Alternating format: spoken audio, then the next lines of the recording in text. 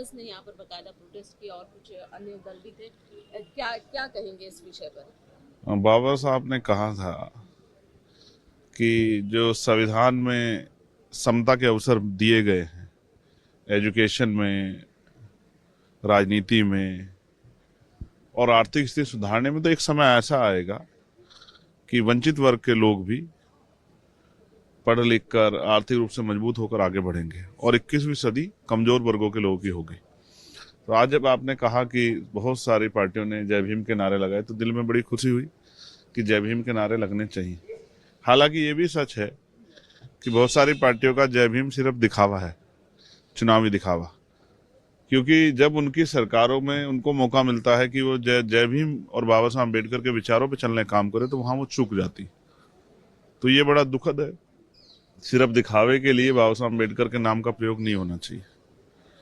एक बड़ी चिंता जो है, कल से जो राज्यसभा में होम मिनिस्टर ने जो बयान दिया है, हालांकि उनका जो बयान था वो पूरे रूप से वो कांग्रेस पे एक हमला था, लेकिन जिस तरह के शब्दों का प्रयोग उन्होंने किया उससे एक बड़ा आक्रोश जो है हक वंचित समाज में है, उनमें गहरी चिंता है।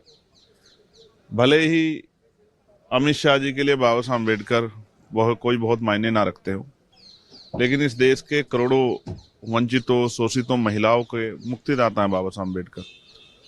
और जहां तक मैं समझता हूं, उन्होंने जो कार्य किए हैं उनका योगदान भुलाया नहीं जा सकता। किसी को मजबूरी में और किसी को जरूरत में बाबा साहब अम्बेडकर का नाम लेना ही पड़ता है।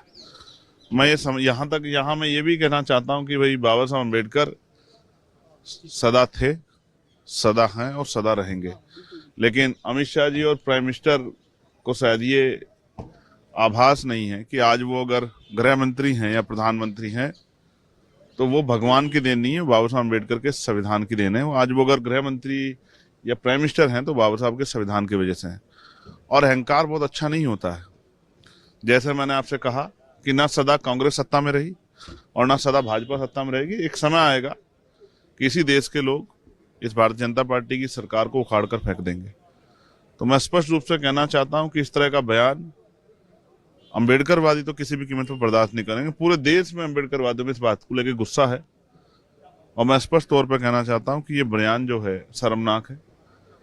लेकिन जो इस बयान के नाम पे नारे लगा रहे हैं, उनको भी कहना चाहता हूं कि जहां उनकी सरकार है वहां बाबा साहब अम्बेडकर के विचारों के आधार पर आप सरकार चलाएं, तो शायद जो है बाबा साहब अम्बेडकर का नारा लगाना, जय भीम का नारा लगाना सफल हो पाएगा। तो यही वजह थी आज आप इस प्रोटेस्ट में शामिल नहीं हुए या होना नहीं चाहते? नहीं, मैं अपना प्रोटेस्ट कर रहा हूँ।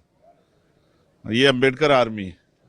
अम्बेडकर आर्मी हमेशा से लड़ती रही। ये तो लोग यहाँ लड़ रहे हैं, हम लोग तो उनके विचारों को लेकर गांव-गांव जाते हैं, जहां सामंती लोगों का सामना करना पड़ता है। जहां आज भी आपको याद है परभनी में क्या हुआ?